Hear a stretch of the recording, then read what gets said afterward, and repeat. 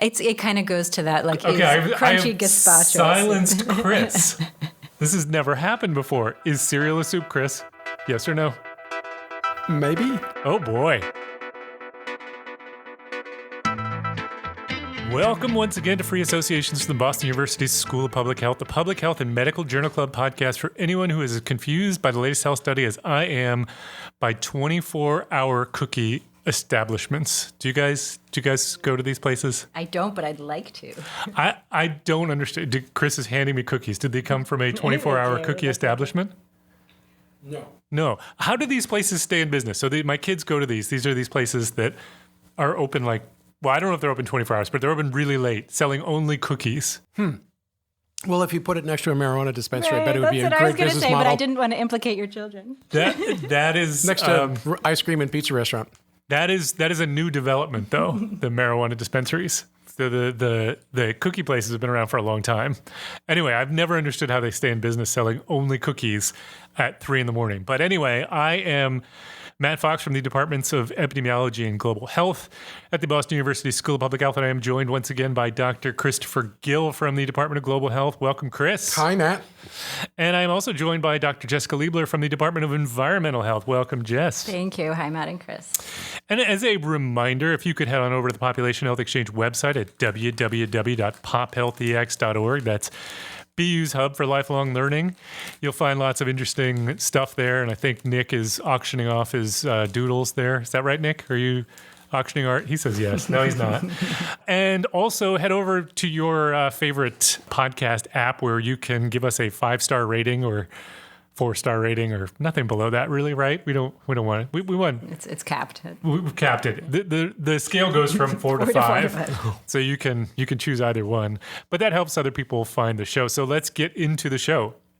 So today in our first segment, which is our Journal Club segment, we're going to look at a study on the impact of early convalescent plasma in COVID treatment. So we have looked at convalescent plasma before. So this is a return to all things convalescent plasma. And then in the second part of our podcast, which is our deep dive, we're going to talk about a paper or a news story on increasing gun violence research in the United States. And then finally, in our Amazing and Amusing, we will get into the things that make us laugh out loud, or Chris will tell us about Gordon Lightfoot, maybe? Yeah. You got any Or the Mellotron. Gordon updates? Yeah, I was going to go see him in concert this month, and they canceled his tour and reschedule it for the summer, which makes me think that Gordon, who's probably getting on in age, might have suffered an event of some sort. I hope not. I hope not. I like his music. I hope not. Well, with that happy news, let's get into segment 1. So we're going to talk about an article, as I said, that looked at a treatment for COVID that was published in the New England Journal of Medicine, and it was entitled Early Convalescent Plasma for High-Risk Outpatients with COVID-19 by first author, Dr. Frederick Corley of the University of Michigan at Ann Arbor. Some headlines on this one. Convalescent plasma did not stop COVID-19 progression, shows NIH trial results, says MSN. Yahoo Finance says, does convalescent plasma therapy help in COVID-19 recovery? NIH study says it does not. And usnews.com says survivors' plasma won't help fight COVID in patients with early symptoms. So that'll give you the flavor for what they found in this study. But Jess, can you walk us through this study? Sure, and that's a big spoiler right at the beginning. It's interesting in reading this paper, convalescent plasma is a phrase that is now in the popular lexicon in a way it obviously wasn't pre-pandemic, but there's something kind of nice about that. Agreed. You know, monoclonal antibodies, like these just roll off the tongue. Absolutely. Right now in a Herd way they immunity. didn't. Right, that we have to give some props to the pandemic for introducing everyone to some of our favorite biomedical and epi terms. In any event, so this was an interesting paper. As Matt was prefacing, the question here, the core research question was, does treatment with convalescent plasma improve outcomes among less severe COVID patients? So there has been some research to suggest that in high-risk, acutely ill COVID patients, especially older COVID patients, convalescent plasma did have a beneficial effect in reducing severity and reducing risk of death. But the question here that these investigators were asking was slightly different. Would it work among people who were seen in the emergency department for COVID, but then received outpatient follow-up treatment? So were determined not to be acutely or severely ill. So convalescent plasma, as we all recall, is when antibodies are harvested from people who have recovered from COVID and infused in a different person, almost as an antibody transplant, as an effect to try to improve the immune response to someone who likewise has the same disease. So, and it has worked successfully in other diseases. And so this is a question that I will ask, or we could ask Chris later on, kind of why, if it does not work in this study, as Matt suggested, why does it work sometimes and not other times? So this is kind of the core question here. So this study, they called it the C3PO clinical trial. Which is the best name, the convalescent, convalescent plasma in outpatients trial, the C3PO trial. What was the third C?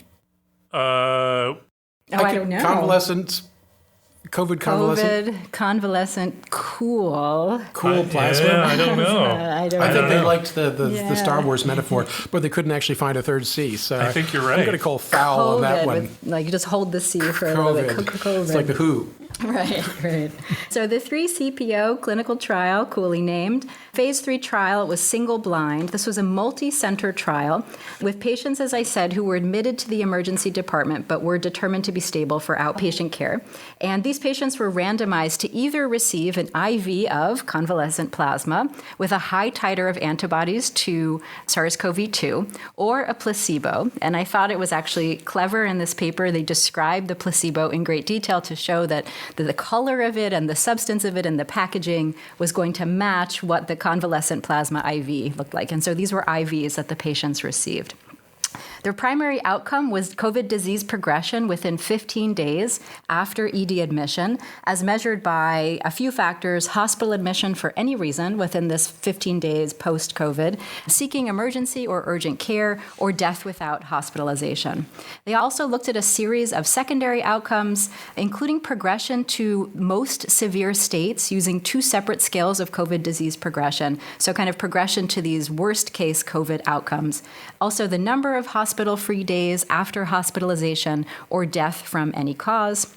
And the participants in this study completed emails and telephone calls about their symptoms every other day during the study period, and chart reviews were done on day 15 and day 30 after diagnosis. Patients who had confirmed COVID were recruited into the study where they had an onset of symptoms within 7 days before enrollment. They were 50 years or older, had at least one high risk factor for COVID severity, under the expectation that the investigators would expect to see at least some disease progression in this group, enough to analyze. And so in terms of looking at what they did with this group, they had a total of 511 people enrolled in the trial, 257 in the plasma group, 254 in the placebo group. These were matched kind of mostly one-to-one across 21 states and 48 medical centers. 30%, in terms of the big reveal, 30% of the patients in the plasma group had disease progression, and 31.9% of participants in the placebo group had disease progression. So they did not see a difference between their treatment group and the placebo group as it related to their core outcome of disease progression within 15 days after COVID diagnosis. Likewise, the outcomes regarding severity, these were the secondary outcomes, were basically the same in both groups. And there was no association also between antibody titer in the plasma and disease progression in the participants. Interesting as well. So their core conclusion was that convalescent plasma did not work very well in preventing disease progression among these patients with less severe COVID who were seen in the emergency department. It's a great summary, and I think it is very revealing that the headlines gave us the null finding. It's almost in some ways surprising to see null findings picked up in the news, but I guess because this is something that people have been pinning their hopes on, it does get picked up in the news. So Chris, what did you think of the study? And in particular, I do want you to answer the question that Jess raised in the beginning, which is, if this has worked for other diseases. I feel like Ebola was one where it was tried. I can't remember if it worked there. I think it was not super successful. Yeah, I don't think it particularly worked. But if it has worked for some diseases, why would it work for some and not for others? And then give us your general impression of the study. Yeah, in fact, It's funny you asked the question that way because the first thing I wrote on my sheet was why didn't it work with multiple underlinings and many question marks afterwards? Because it feels like it should work, right? That is to say that if, the convalescent antibodies are going to include a whole gamish different kinds of antibodies, but the ones we care about are the neutralizing antibodies. And so they focused on that subset. And we know that amongst individuals who are vaccinated and achieve a protective response, they get high titer neutralizing antibodies. And we've shown that, say, for a monoclonal antibody, like, the Regencov, it's the cocktail that Trump received made by this company Regeneron, and I think their trade name is Regencov with a hyphen. Anyway, that works really well, and it works through exactly the same mechanism as the vaccines, right? Which is that they blocks the interaction between the spike protein and the ACE2 receptor. So all of these are, in theory, using exactly the same mechanism. So why would one not work against the other? And I wrote down a whole series of questions of things that I was curious about, some of which they address in the paper, and you can sort of like test those hypotheses, because I thought it was a very well-designed study, well-analyzed, and they provided a lot of information that was helpful for sort of, trying to infer what happened here. And there were a couple of things that I learned when I was thinking about this last night. So the first is that, the monoclonal antibodies by Regeneron work in the same way, but their pharmacokinetics are not the same. So, meaning what exactly? Meaning that they have I should say pharmacodynamics. They have a much longer half-life than patient-derived, naturally acquired antibodies, and they have a half-life of around 30 days, and typically our own antibodies, manufactured antibodies, have a half-life of about 2 weeks, and so maybe they just don't linger as long once they're infused into a patient. That's possible. Another possibility is that the antibody, the convalescent plasma has all sorts of stuff in it, some of which may be toxic, because we know that people who get infusions of horse serum or human gamma globulins often have allergic reactions to that because it's filled with so much stuff. It's not a thing. It's a soup of thousands of millions of things, right? Some of which are convalescent, neutralizing antibodies against COVID. I don't love the idea of being injected with soup. Yeah, so which is why in some ways we can argue that this question is sort of more now of academic interest because we have Regeneron and the monoclonal antibodies, and so we don't really need the random soup. We can be much more specific, and so the question has become a little bit moot in my view. But still, it drives me crazy because it should have worked, right? And so then there are other things about this experiment compared with like the Regeneron experiments, which were very clear that it was efficacious in terms of reducing hospitalizations and mortality. And also an earlier convalescent plasma study published, in fact, in the New England Journal of Medicine last January, led by Fernando Pollack's team down in Argentina. And they saw a 50% reduction in disease progression. So that to me seemed like, okay, so what is different about these two trials? And there are a couple of clear differences. In fact, Fernando's study, the median age was like 76. So they were much older. The median age here is like 54. Right. Yeah. So it's a very different population. So they were presumably much sicker, much more vulnerable. So you would think the event rate in terms of disease progression would be therefore much higher.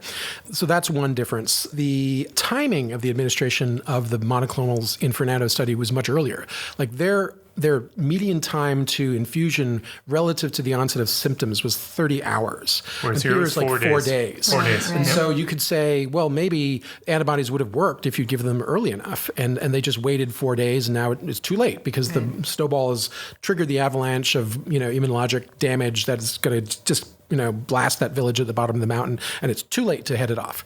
So I think both of those are possible. And I would say that looking at the two, my guess is that the most likely reason why the two studies came up with such different answers is because the population was younger in this trial and the administration of the antibodies was later. And that had they been older and sicker and, given earlier, then I'm inclined to actually believe that both studies are correct. Sure. And then the third factor, of course, that we have to recognize is that Fernando's study was done pre-Delta.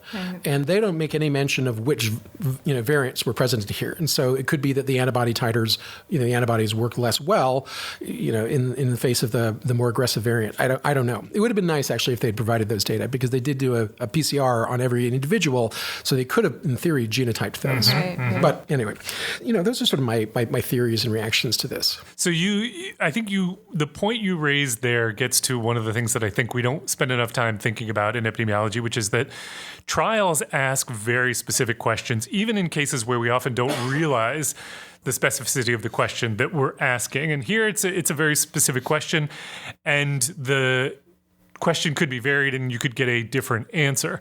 When it comes to observational studies, we often ask far less precise questions. People want to know things like, is eating a lot of red meat bad for me?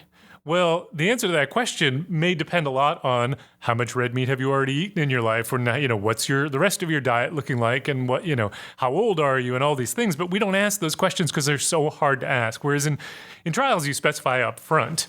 And here, as you point out, it may matter a lot how old you are, how sick you are, how long since you've had the symptoms, all kinds of things that might affect whether or not these kinds of treatments are in fact effective. Jess, what about you? What stuck out for you in this one?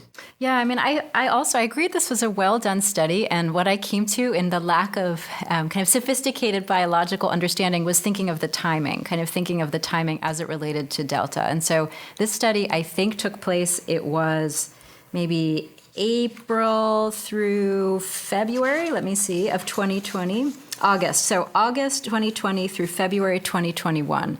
And so this was in the United States, and so that was at a time where we were seeing this early emergence of Delta.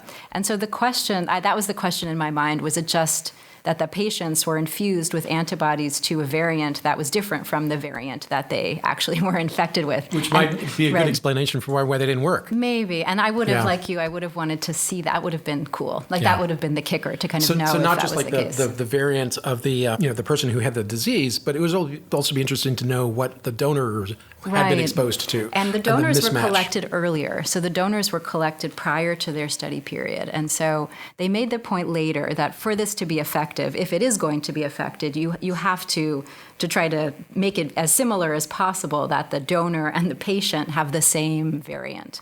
So yes, and so it was unclear that happened here. But that was interesting to me. So both of you have hinted at this, but this was a really complicated trial. I mean, this was not easy to pull off. So as you said, they did this in 48 hospital emergency departments in 21 states. So a highly disseminated study. I mean, on average, you'd guess there are about 10 patients per site. The study had 3 planned interim analyses. So at 33%, 50%, and 75% of patients completing follow-up. They did not reach their targeted sample size because they stopped early at one of the interim analyses for futility. They used a Bayesian framework to analyze the results, which I have to admit I didn't totally get because they used a non-informative prior, but anyway, that's not important. But they had to get FDA approval for an investigational new drug. They had to have an independent safety monitor reviewing and adjudicating all severe adverse events, and NHLBI appointed an independent data and safety monitoring board. So this was a bear of a study, and yet they clearly did pull it off. But it does, whenever studies get that complex, you wonder if there is room for error, and if there were a small signal in here, whether it might not be missed just due to the complexities. I don't know. Did any of that stand out to you all as a possible explanation for what's going on? Yeah, I mean, to the extent that when one looks at their figure 2, which is one of these, what do you call it, forest plots? Forest plot, basically, but it's more of a forest plot demonstrating stratified analyses and the efficacy across different groups. I mean, it's true that not a single one of these achieves statistical significance, but if you look at the point estimates for every one of these stratifications, they almost all land slightly to the right, implying that there was a suggestion of benefit. So benefit, very, very small benefit. So but you would look at this and you'd say, well, we're concluding that it has no efficacy, and maybe the reasons why are simply due to timing and the sickness of the patients. But it is also that there could be, had this study been much larger, perhaps we would see that, in fact, you could detect a benefit at some point. Within some subgroups, maybe. Yeah. I didn't love this analysis because they didn't even reach their primary targeted sample size, and now you're doing stratified analysis. Like the idea that you're going to find anything there, I think is fairly absurd. On the other hand, like optimistic. we have few opportunities to get data like this, so I don't fault them for doing it. I mean, it certainly is useful. It's just it's not particularly conclusive. But anyway, other points, Jess, that you wanted to raise? I was interested, and Matt would be interested in your thoughts on this in particular, kind of in the how often studies are halted early because the findings are kind of overwhelmingly conclusive in one direction to the extent that they decide there's no longer that equipoise balance of being able to provide the treatment to a group of people.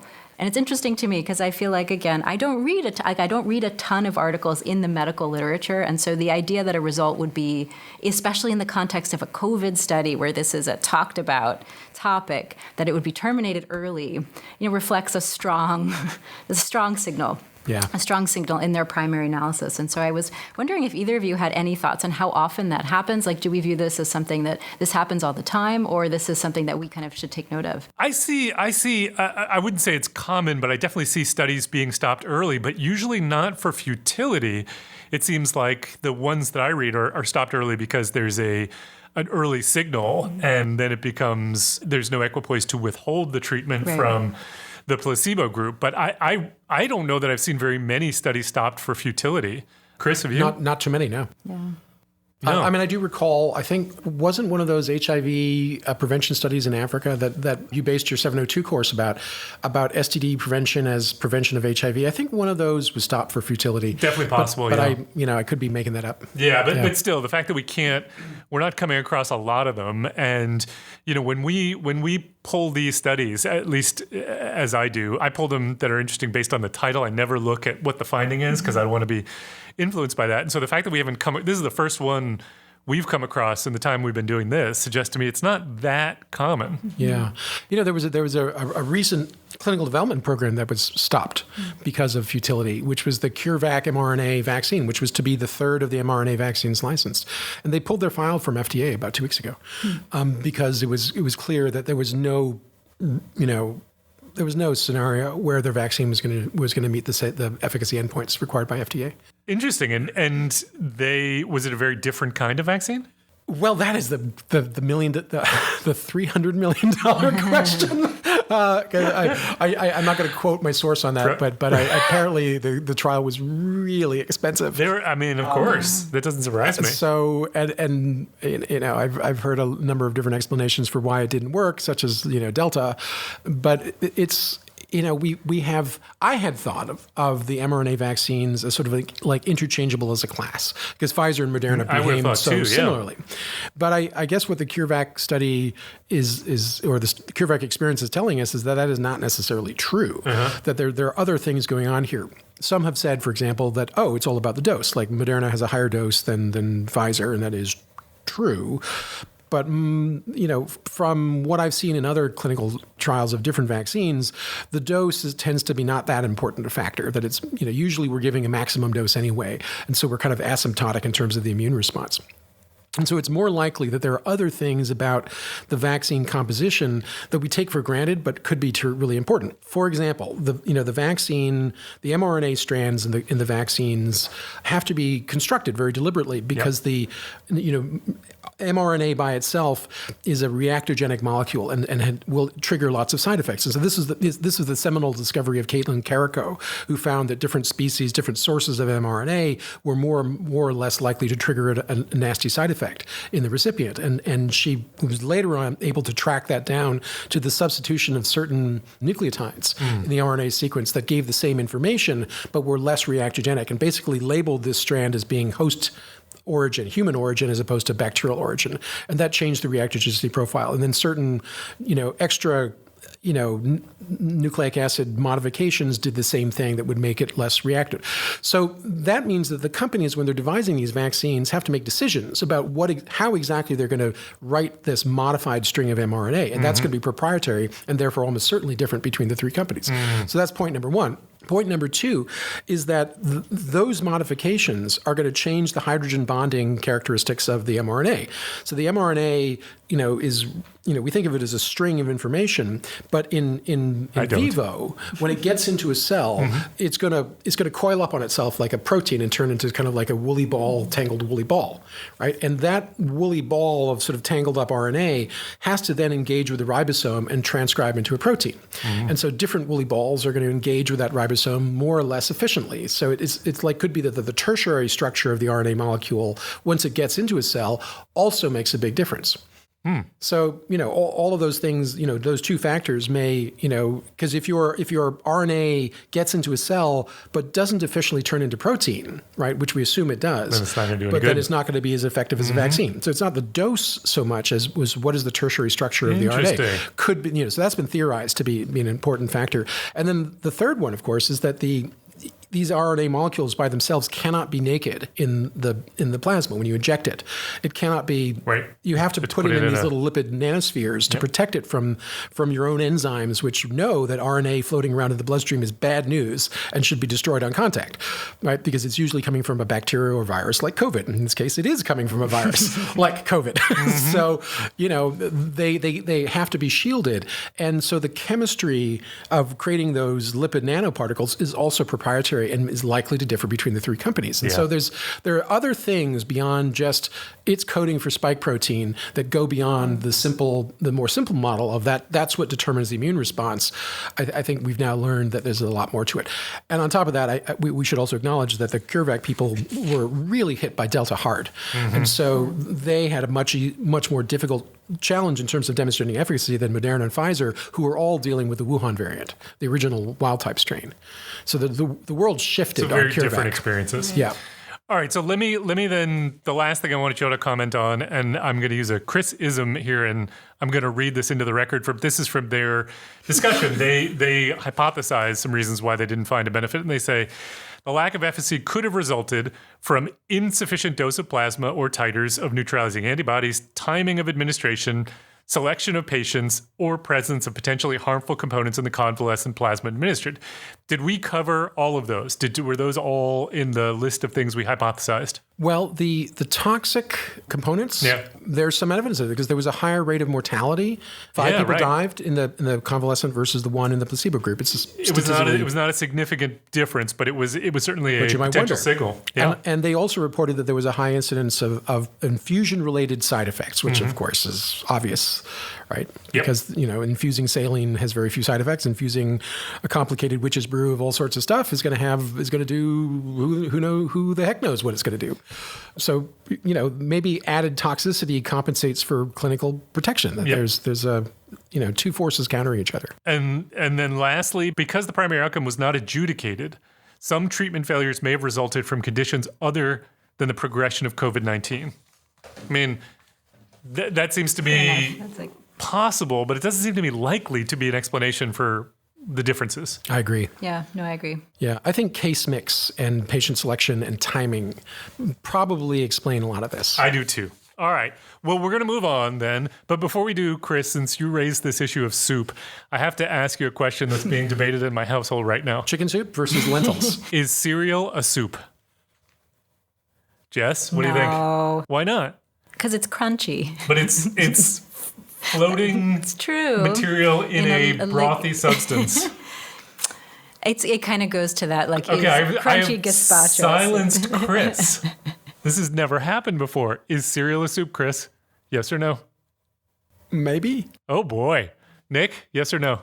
What other soup comes from just putting two different things together and then it's a soup? No, you have to, cook it. Okay. Nick says because it's just two things put together, it's not a soup. There's no cooking. Well, gazpacho isn't cooked. What about stone soup? It is cooked. Water and rocks. There you go. Stone soup. There you go. I'm going to say it is a soup. I'm saying it is a soup. With carrots and onions and potatoes and Brussels sprouts and chicken broth and, All right. But that's just after this. You've made the soup. You're just flavoring it now. Okay. Well, we're getting to the important questions here, thankfully. All right. So let's move on to segment 2, where we are going to talk about an article it was a news story in JAMA entitled "Gun Violence Researchers Are Making Up for 20 Years of Lost Time" by Alicia Alt. And, this is, it was just basically a news story talking about the increase in funding that is being allocated to gun violence here in the United States, where we have a huge problem with gun violence, both suicide and people shooting other people. So in the United States, funding for gun violence research has been mainly non-existent since 1996, when the U.S. Congress passed the Dickey Amendment, which prohibited the CDC from using any injury prevention funding to advocate or promote gun control. Now, they don't talk about this in the article, but the amendment doesn't say you can't use funds for gun violence research. It just says you can't use it for advocacy purposes, but it created such a chilling effect that CDC didn't use funding for this. Interestingly enough, one of the people who was very opposed to the Dickey Amendment after it passed and wanted to work towards getting it repealed was Dickey himself, right? Who then, once he saw the implications, was horrified by displeased. what he had done. So anyway, things have changed in the United States, and now in 2019, the Congress has authorized $25 million in spending on gun violence research to be Not split. a lot of money. No, So this is okay. So let's get into it, because this is the question. I mean, great, we're moving in the right direction, but is $25 million kind of sounds like a big number when you're outside of public health, but when you actually think about what you could use $25 million for, It doesn't go that far in research. it really doesn't. Or a couple R1s and some R21s. yeah, and that's about it. you could do a handful of studies. So is this something that we should be applauding, or is this really just sort of a tiny step in the right direction? I mean, it's a glass half empty, half full, isn't it? I mean, it's better than no millions of dollars, but it's still like kind of chump change, This is my It's feeling. it's not really taking it very seriously yet. This is my feeling. Right. Jess, what about you? No, I feel like, so if I were a junior investigator and trying to decide if I was going to be, if you have X amount of time to be writing R01 proposals, like, do you choose this field or no? I feel like I would still choose no, that there doesn't seem to be a steady enough stream of research to say I'm going to really commit the amount of time it takes to write grant proposals in this space, given the amount of funding. So there are some people who have been working in this space, either through private funds or through, kind of non-public resources largely. And then those people can kind of jump into this small-ish bucket. It's great the money is there, but I think part of the challenge here is kind of really inspiring a generation of researchers to look at gun violence as a public health issue. And I'm not sure this is doing that right at this moment. I think that's exactly right. So one of the quotes in here that I thought was so telling was Megan Rainey at Brown says, "The presence of funding legitimates gun violence research as an area of focus and career path." And essentially, the commitment of funding to a particular topic signals the priorities of the U.S. government and their willingness to fund things going forward. So if you want to build a robust research program dedicated towards gun violence prevention, then you have to commit a lot of money, because people can't just start from zero and suddenly be good at doing this research. You have to be able to make a transition, or you have to grow new researchers who are interested in this topic. And so unless you signal to them that we're really serious about this topic and you can build a career doing this by putting a lot of money into it to be able to say we're taking it seriously, to tell people we're taking it seriously, it's not going to go anywhere. So I was quite surprised. I knew that this had happened, but I didn't realize how much money it was. Yeah. While the two of you were talking, I was scurrying onto Google to look up a factoid which I had dimly remembered, which provides an interesting contrast. So here's a disease that causes some morbidity but no mortality, that is very common amongst the wealthier individuals in Connecticut, New York, and Massachusetts. Lyme disease? Lyme disease, which in the current 21 fiscal budget got $91 million. Yeah. Mm-hmm. Okay? 40,000 people a year die of guns. Nobody dies of Lyme disease, and yet Lyme disease is out competing guns 4-1. There you go. It's like, where are our priorities here? And I mean, I don't off the top of my head remember what the budget of NIAID is, the infectious disease budget, but it's big. It's massive. And so, $25 million does sound like a big number if you're just sort of thinking about, what I as an individual could do with $25 million, wouldn't it be great? But as a pool of money to spur research to be able to deal with with seemingly intractable problem right now is really a pittance. I mean, the other thing that struck me when I was reading this is, we need interventions to be able to stem the tide of this problem. But we also need policy research. And we need to know what is effective at getting people, moving the needle. And the laws in the United States are so restrictive around gun control that it's almost hard to even envision a scenario where you'd have enough natural experiments to be able to do really good policy relevant gun research. I don't mean to imply there's none, because there is, and it has been done. But we need more. I mean, we need a whole program of policies to be able to figure out what we're going to do, and we're not doing it. It's better than nothing, but it's still just shockingly, shamefully low. Yeah. Given the scale of the problem. I couldn't agree more. Other thoughts, Jess? One of the things I thought was interesting about this article, at least, was talking about how if gun violence research is to become something that is apolitical and not just linked to gun control as a political issue, there needs to be an effort among researchers to bring in different stakeholders in the debate. And that topic in environmental health, we call it community-based participatory research, the idea of how do you bring in stakeholders from policymakers and local leaders and gun control activists and gun rights activists, and how do you kind of bring in this group to figure out what are the really important kind of core research questions in this research space that can become apolitical in a way that could maybe lead to a constant funding stream for this line of research. Because again, if I were a young person thinking about, is this an area that I should enter? I would say maybe right now, maybe in 2019 there was $20 million, but maybe in 5 years from now there'll be $0, depending on who's president. And so that doesn't feel safe enough for me as like an area to enter. But I think that idea of engaging the larger community to try to say, of people who are invested in these issues, what are the questions? How can we make it so that it becomes kind of has a more standard place in public health that is more resistant to the political environment? It's a really tough one, because I mean, presumably everybody would agree that gun violence is bad and something we want to do something about. But because it is so embroiled in gun rights activism, and therefore anything you do related to trying to reduce gun violence will be seen as political and potentially an attempt to find ways around gun rights, which, is something that we can't get away from in the United States, then it becomes almost impossible. And that is why the Dickey Amendment was so chilling, was because, regardless of what it said, the climate that it was, put into in the United States made the implications of it almost inevitable, regardless of what the amendment actually said. And so we were going to end up in a place where there was nothing more that was going to be done of benefit. Chris, other Well, thoughts? I'm trying to find the first name of this scientist that they quote, whose last name is Betts, in the article. But there's a very interesting quote that she gives here. She says, I feel even more of a responsibility to make it very clear that this is not about advocacy and is not about gun control. It's about answering the questions that really we all want answered and engaging these really important groups in the research.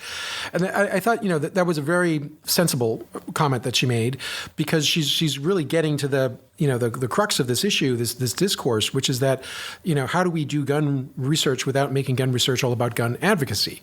How do we depoliticize it and just treat it as a public health, problem without making it a political problem?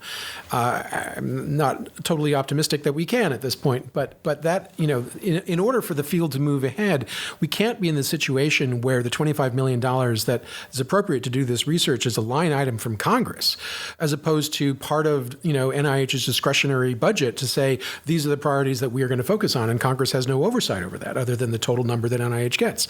It is really unusual that they have specifically allocated $25 million to this project, rather than just saying, we repeal the Dickey Amendment and NIH, you're free to do what you think is the right thing to do. But they're not doing that, which means that these $25 million funds could be ephemeral, as you were saying. Mm-hmm. And they could go away with the next Congress. The next Congress, the next president, who knows? I would agree. So I think we're all in agreement. This is a small step in the right direction, but it is not nearly what we need to be able to effectively deal with the massive problem we have in the United States. Yeah. All right. Oy. Well, that was a bit of a downer. So let's move on to our final segment, which is our amazing and amusing. And I'm going to go first because I got a short one, but that just made me happy. It was a tweet, which somebody, and I didn't copy the tweet. I just copied the text of the tweet. So I don't have the name of the person who put out the tweet, but I think it is Amy Belfi, who tweeted out this list that they are putting together, which is a crowdsourced list of academic papers with song lyrics in the title. Oh. And so you can go on to the link and you can get the lyric, the song title, the artist, and then the link to the PubMed article. So I'll give you a few examples. People have entitled papers, Ground Control to Major Tom, Oops, I Did It Again, More Than a Feeling, The Times They Were A-Changin'. Let's see. Getting to Know You, Feel the Noise, Pump Up the Jam, I Get By With a Little Help from My Friends, Lost in the Supermarket, Might As Well Jump, all kinds of really good things that people have turned into titles for their papers. And I have That's awesome. so much respect for people who do that. I have to, this is one of my I dreams feel in the life. gears turning here. Yeah. Matt. I gotta I come see up- a future publication coming from Fox et al. Just so that I can go onto their list and add. Staying alive. Oh, I like that. Oh, there must be one in here. Hold on. I don't see it on the It's list. our next clinical trial for next All right. Thursday. I was in a study like this as I was a graduate student, and we did a study. We called it the Baby Won't You Drive My Car study, Oh, where wow. we drove cars. This was not my core dissertation project, but one of our lab members. We drove cars really close, dangerously close to chicken trucks Wait, what? in the Delmarva Peninsula. We're industrial chicken transmission. My whole thesis research was about industrial chickens. And we drove as close as we could behind these open air chicken transport vehicles with all kinds of air quality monitoring devices on the cars. wow. And What an that experiment. was the Baby Won't You Drive My Car study. What did you learn? There's all kinds of disgusting stuff that comes off of a chicken truck, so stay back. Wow, that is so Right. cool. That Shout is out like to Dr. Ellen Silbergeld, formerly at Johns Hopkins. But yes, this was. How close did you have to get? We were pretty close. I was in the back seat trying to I was not the driver. I think it would have scared me a little, but I was in the back seat trying to maintain some of the equipment. But we were pretty close, and the chicken truck drivers were onto it after a while, and so would pull over, and then we'd try to act cool and then get back on the road with them. But Give me an example of how you tried to act cool. we would pull over too and pretend that if we were just fixing the radio or we had to make a phone call or something like that. Wow. But All right, you need to go on and I add should that make one a note to the and list. add us. Right. All right, Chris, what do you got? wind farms. Wind farms. Yeah, so Massachusetts has finally approved the construction of the wind farms off of the Cape Martha's Cod? Vineyard and Oh, Cape Cod. Yep. It's been a long time. Yeah, it's been a long time. It's 20 been years, right? Forever, right? Yeah. That they've been talking about this. And so I ran across this article in Scientific American, which sort of talks about how you install wind turbines. And we do not need to know how to do this. No, we don't. But unless we're going to but do what it I in was here. I was so impressed with is the size of these things. That they look big because you see them when you're driving along Route 3 heading to the Cape. Yep. But they're really, really, really, really big. These things are super big. And so it's some facts here that the wind turbines that they're installing in Vineyard Sound, which are each going to generate 13 megawatts. They measure about 500 feet from the water line to the rotor, which is the point where the... How many feet? 500 feet. 500 They're feet. 500 feet tall, and they go down 200 feet to the seabed. Yeah, that makes sense. And they are driven about 300 feet into the bedrock of the seabed. So the whole thing is actually taller than the John Hancock building when you do it. And it all has to be assembled by these huge boats, which are made in Denmark and are brought over. But the thing is that there's sort of legal issues around maritime law that they're not allowed to actually do, land on the United States and pick up the stuff. And so they have to bring other boats to ferry all the materials out to these boats so they stay in interesting. international, or not international waters, but they stay offshore. And then they construct these things, and they do it in two ways. One is like a giant pile driver that sends this massive pylon, 200 feet into the bedrock. And that's for the shallow water turbines. And then for the ones that are deeper water, they have these tripod things, which are these giant, massive, pedestals that also go and drill themselves into the bedrock, and to install these things, the whole thing, the boat that is carrying this can't be kind of bouncing around and bobbing in the waves, and so the boats themselves that install these monsters drop down their own set of pylons, and so they actually they touch down to the foot of the water, 200 feet down, and then they raise themselves up hydraulically, so they're no longer moving around in the water. They're actually out of the water, held by their own pylons as they install the pylons. And they're gonna put up, I don't know, dozens, 100 of these things. It's like the scale of this is kind of mind-boggling. That's awesome. It's so awesome, yeah. Because each one of these turbines can provide electricity for about 30,000 homes. So they're going to generate a ton of electricity through this project. We should get one of those boats. Oh, we should. They make them in Denmark. How hard could it be to pilot one of those things, huh? I thought it was very cool, totally cool and fascinating. And I'm thinking, like, can I take my little boat out there and go and check them out, or would that be suicide? Probably suicide. I'm gonna say suicide, and I'm not gonna encourage that. All right, Jess, what do you got?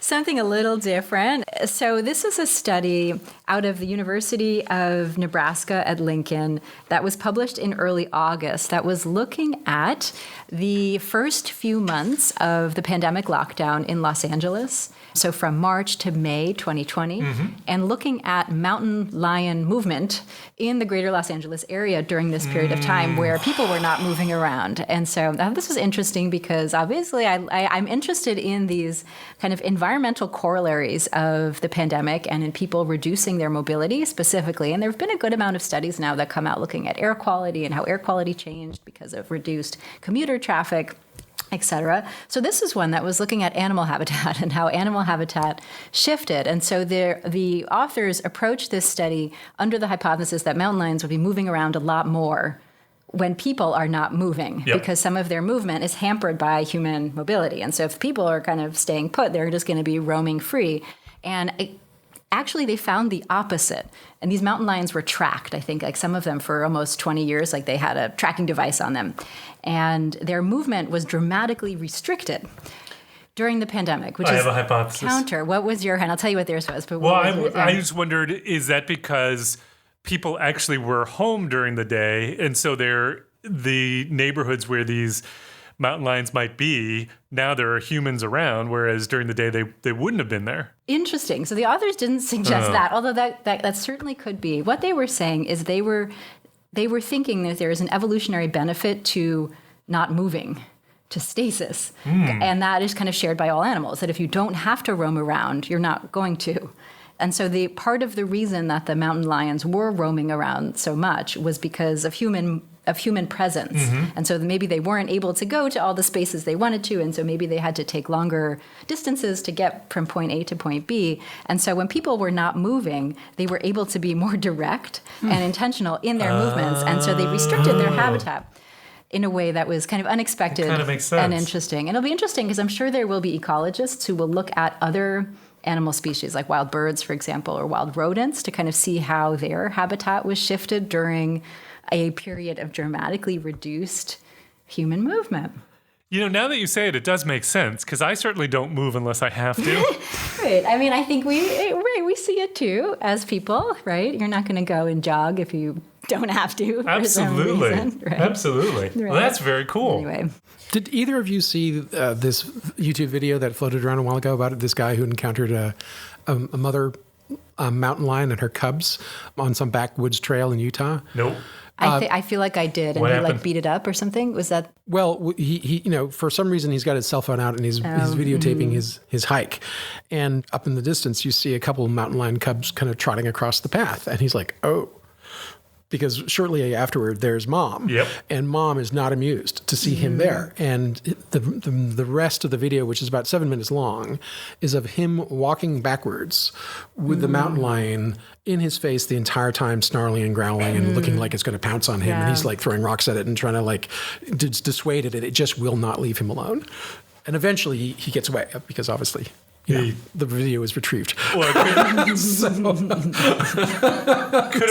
could have been a Blair Witch type situation Something where they like just that. found the camera afterwards. But I'm glad he got away. It is anxiety provoking to the extreme Yikes. to watch this video because you just sort of feel like he's, the guy is just like, okay, kitty, nice kitty, stay back, don't touch, leave, no, kitty, stay away, and eventually yelling and trying to raise his arms, which would momentarily dissuade it, and he was like take a couple steps back and snarl, and he's just like, oh, this is this, and you obviously cannot turn and run for it because that would be the end, instantly end the end. The thing I absolutely do not get about these situations is if that's me.